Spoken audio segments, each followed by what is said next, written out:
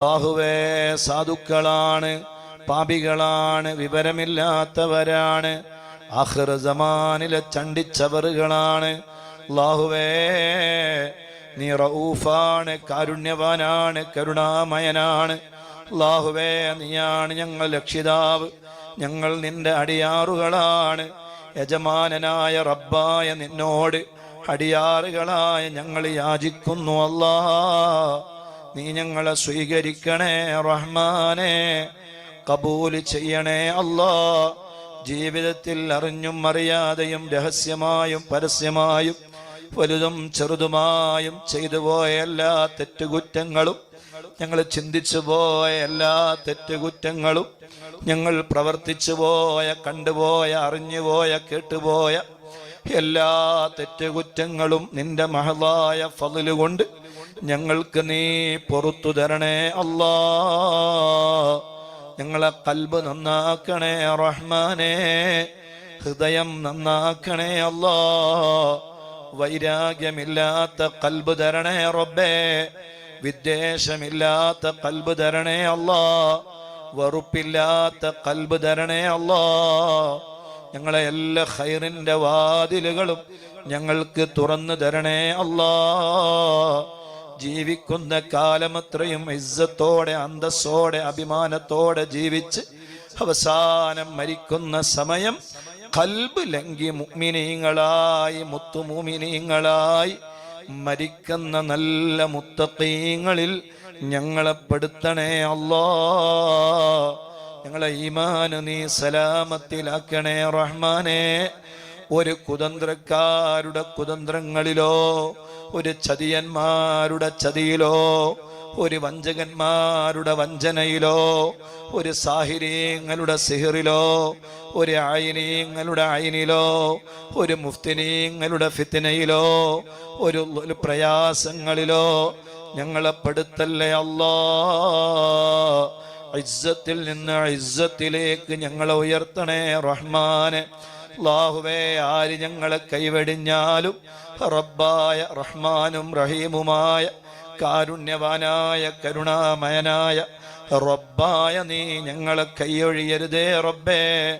ഞങ്ങൾ കാരണം ഞങ്ങളെ മക്കളോ, ഞങ്ങളെ മക്കള് കാരണം ഞങ്ങളോ വേറൊരാളുടെ മുന്നിൽ തലതാഴ്ത്തി ഞങ്ങളുടെ ഇസ്സത്ത് പണയം വെക്കേണ്ടി വരുന്ന ഒരു സെക്കൻഡ് പോലും ഞങ്ങൾക്ക് തരല്ലേ അല്ലാ.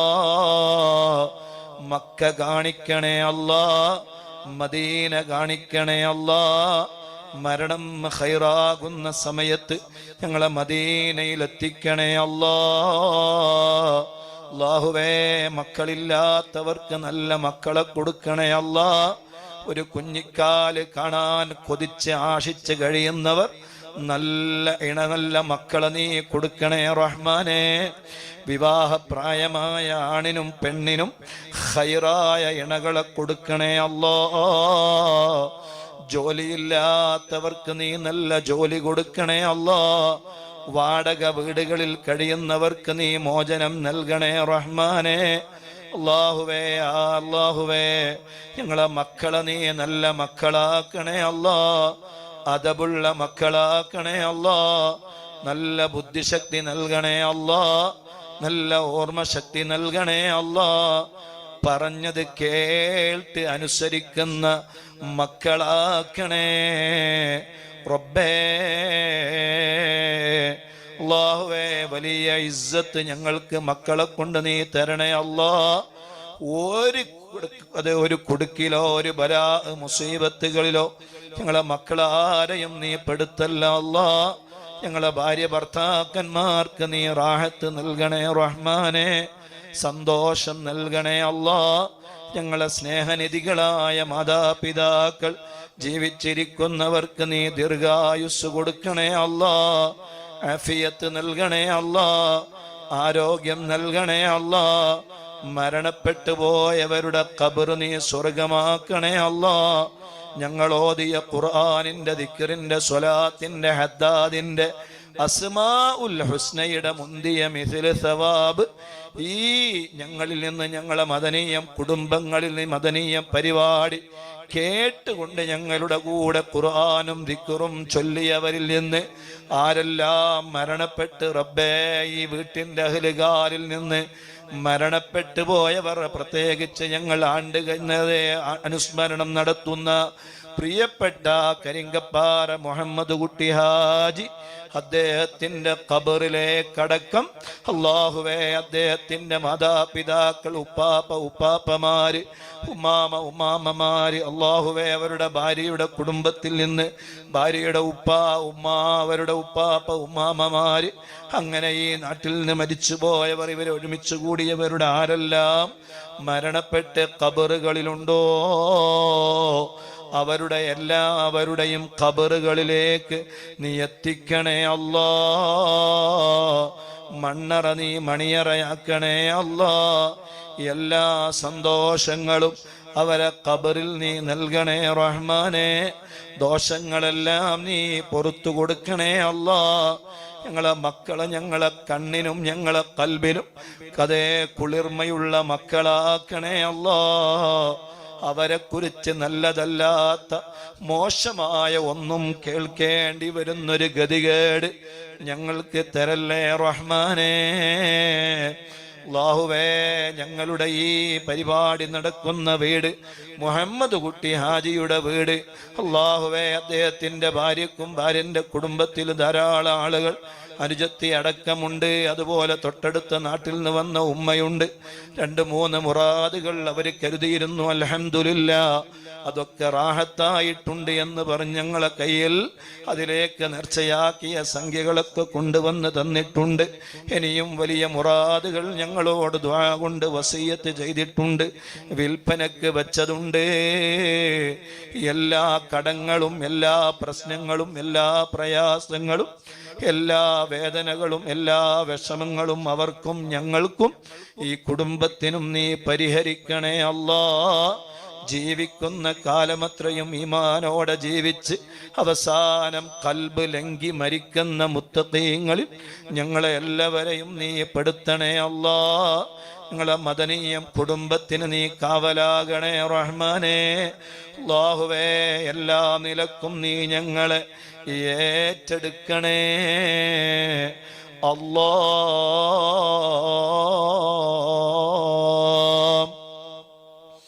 അല്ലാഹുവേ, ഞങ്ങളെ ഈമാന് നീ സലാമത്തിലാക്കണേ അല്ലാ. ഞങ്ങളെ ഈമാന് നീ സലാമത്തിലാക്കണേ അല്ലാ.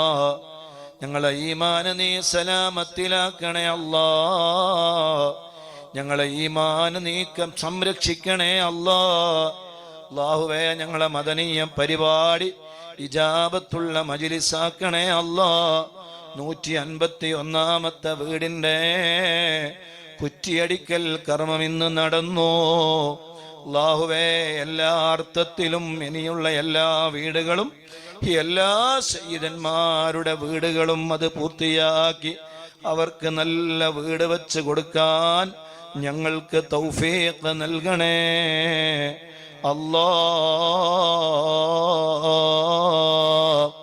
എല്ലാ മുത്തുമുമിനീങ്ങളോടും മുത്തുമുമിനാത്തുകളോടും ഒരു കാര്യം പ്രത്യേകമായി ഓർമ്മപ്പെടുത്തുകയാണ്. മറ്റന്നാൾ ഞായറാഴ്ച കാസർഗോഡ്